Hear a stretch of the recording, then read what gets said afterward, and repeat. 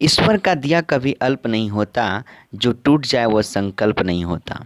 ईश्वर का दिया कभी अल्प नहीं होता, जो टूट जाए वो संकल्प नहीं होता। हार को लक्ष्य से दूर ही रखना मेरे दोस्त, हार को लक्ष्य से दूर ही रखना मेरे दोस्त, क्योंकि जीत का कोई विकल्प नहीं होता, जीत का कोई विकल्प नहीं होता। नमस्कार, स्वागत है आप सभी का हमारे यूट्यूब चैनल न्यू सक्सेस मंत्रा पर। एक बार फिर से आप सभी का स्वागत है।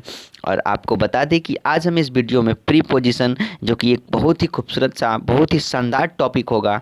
बिहार बोर्ड अक्सर प्रीपोजिशन से सवाल आपके एग्जामिनेशन में देता है। ठीक है, तो बहुत ही खूबसूरत टॉपिक होगा। घर बैठे अपनी तैयारी कर सकते हैं बेहतरीन तरीके से। इसके लिए आपको हमें जुड़ना होगा। हमारे चैनल जो न्यू सक्सेस मंत्रा है, इसको सब्सक्राइब करना होगा। ठीक है, ताकि हमारी हर एक अपडेट आप तक आसानी से पहुंच जाए। ठीक है, तो उम्मीद करते हैं आपको अच्छा लगेगा। अच्छा लगे तो आप लाइक कीजिएगा, शेयर कीजिएगा और सब्सक्राइब जरूर कर लीजिएगा। तो ये जो है प्रीपोजिशन का प्रैक्टिस सेशन होगा, जिसमें हम लोग प्रीपोजिशन से संबंधित कुछ सवालों को प्रैक्टिस करेंगे। आपको बिल्कुल गजब का ट्रिक देखने को मिलेगा, चीज़ों को समझना होगा। ठीक है, एकदम मज़ा आने वाला है बिल्कुल इस वीडियो के अंदर। ठीक है, तो आप देखिए, समझिए क्या है, कैसे है, सब जानिए। ठीक है, तो शुरू करते हैं आज का जो क्लास है उसको, जिसमें आपका पहला सवाल आपके सामने है।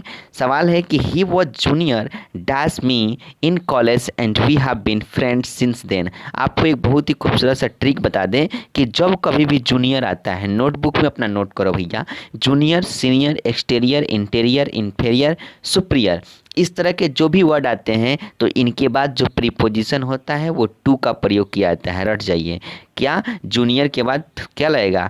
टू का प्रयोग किया जाएगा। यानी कि आपको जानना है कि जूनियर हो, सीनियर हो, इस सभी के बाद हमें किसका प्रयोग करना है? टू का प्रयोग करना है। तो आप आसानी से जूनियर के बाद टू लगा सकते हैं। He was junior to me in college and we have been friends since then. ठीक है, तो आप लिख सकते हैं कि junior, senior, exterior, interior, inferior, और उसके बाद प्रीफर भी होता है। प्रीफर, इस सभी के बाद जो प्रीपोजिशन आता है टू आता है। ठीक है, चलिए अगले सवाल की तरफ बढ़ते हैं। तो अगला सवाल आपके सामने है, put the blanket dash him. Put the blanket dash him मतलब उसके ऊपर क्या करो? ब्लैंकेट रखो। तो जब किसी भी सरफेस को अगर ढकना होता है, दैट टाइम हम लोग ओवर का प्रयोग, मतलब उसके ऊपर ऊपर वहाँ पे ढकना है ना हमको पूरा चारों तरफ से, तो वहाँ पे ओवर का प्रयोग करेंगे। यानी कि put the blanket over him. क्या सही आंसर होगा? ओवर। इसलिए इसका सही आंसर क्या होगा? बी होगा, put the blanket over him. चलिए अगले सवाल की तरफ बढ़ते हैं। तो अगला सवाल है, he is always angry dash his children. ठीक है, he is always angry dash his children मतलब वह जो है हमेशा अपने बच्चों से क्या है? नाराज रहता है। तो याद रखिएगा, जब भी किसी इंसान से, किसी व्यक्ति से अगर हम नाराज होते हैं तो उसके लिए हम विथ का प्रयोग करते हैं। किसका प्रयोग? विथ का प्रयोग करते हैं। तो he is always angry with his children. इसका सही आंसर क्या होगा? ए होगा। बिल्कुल सही आंसर क्या होगा? ए होगा। He is always angry with his children. याद रखिएगा, एंग्री के साथ और भी लगता है, एट लगता है। क्या?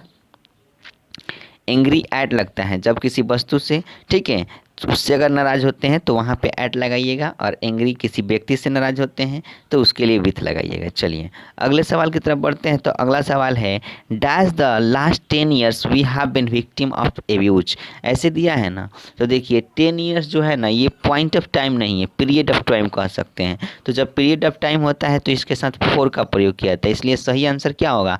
फॉर होगा। For the last 10 years we have been victims of abuse. इसका सही आंसर क्या होगा? फॉर होगा। ठीक है, तो for the last 10 years we have been victims of abuse, इसका सही आंसर होगा।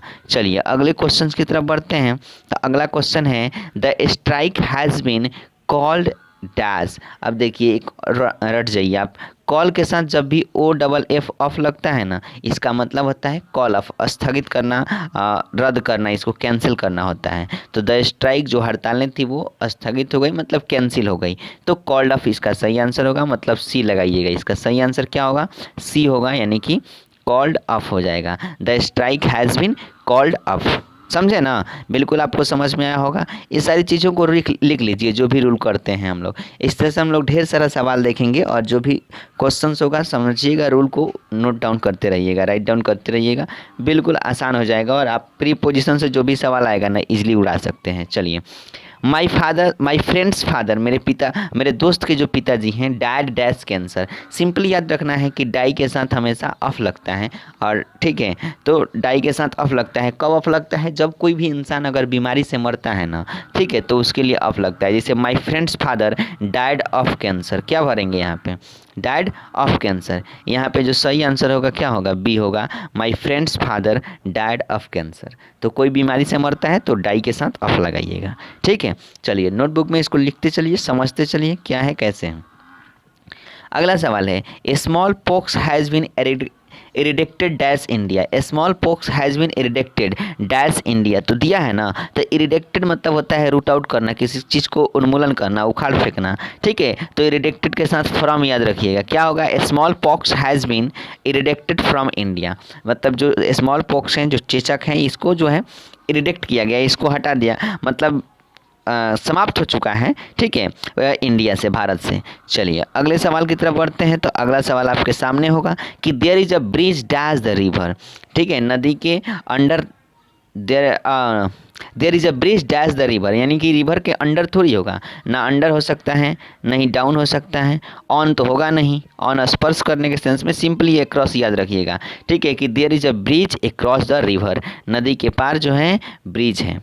क्लियर है ना? अगले सवाल की तरफ बढ़ते हैं। अगला सवाल आपके सामने होगा, all of a sudden fire broke dash in my room, मतलब ब्रोक आउट मतलब होता है अचानक से फूट पड़ना, अचानक से आग लग जाना, ठीक है। ब्रेकआउट होना मतलब विस्फोट हो जाना, आग लग जाना, तो उसके लिए ब्रोक आउट वर्ड का प्रयोग किया जाता है। इसलिए सही आंसर क्या होगा?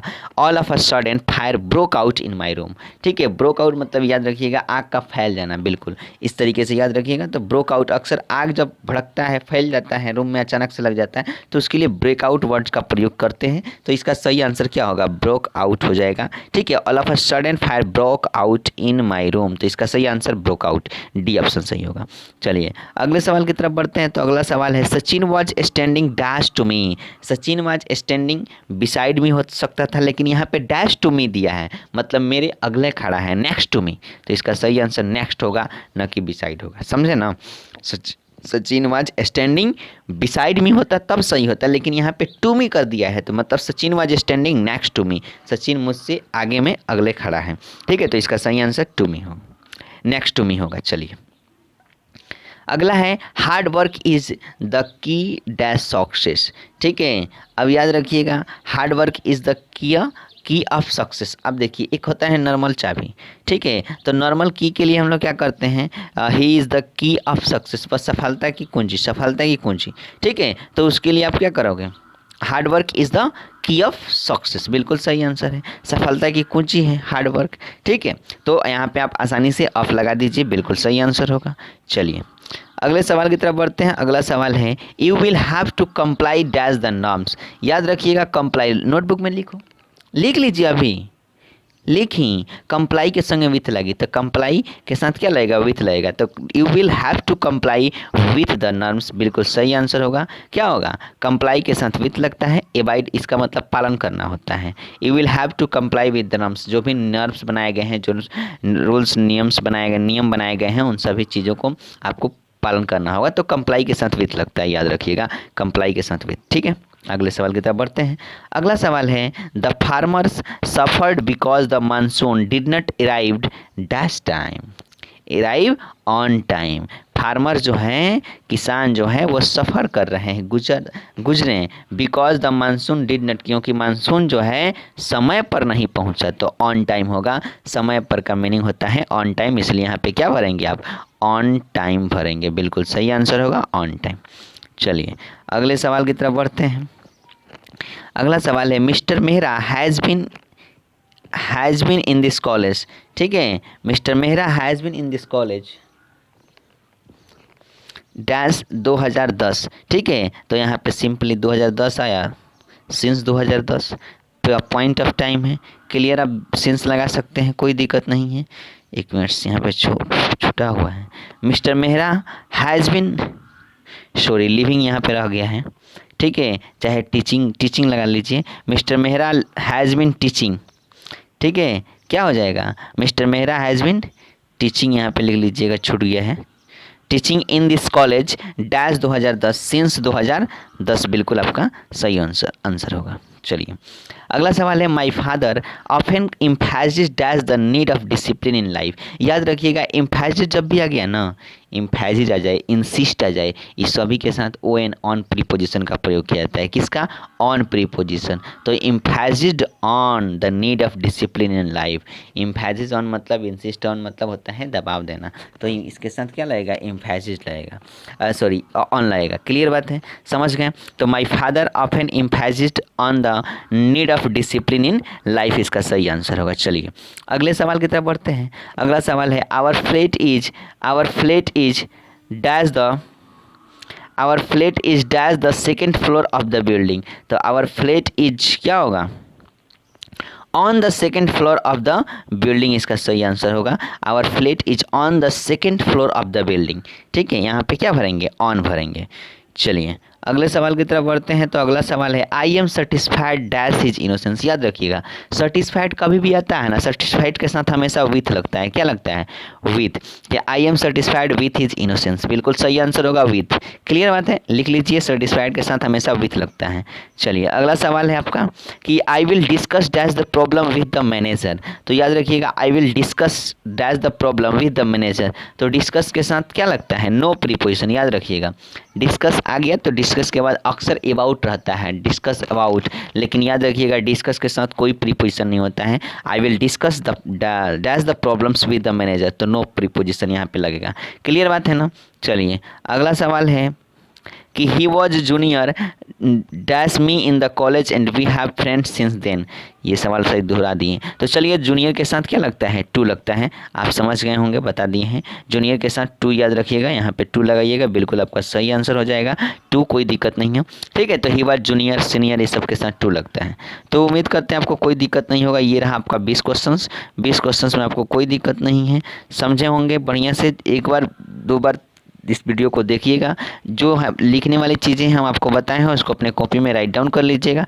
फिर ऐसे ही हम इसका पार्ट 2 मतलब डेली 20-20 क्वेश्चंस प्रीपोजिशन का अभी फिलहाल चलेगा। ठीक है, जिसमें आपको समझाया जाएगा, बताया जाएगा। कोई दिक्कत नहीं है, उससे आपकी प्रीपोजिशन बिल्कुल बढ़िया हो जाएगा।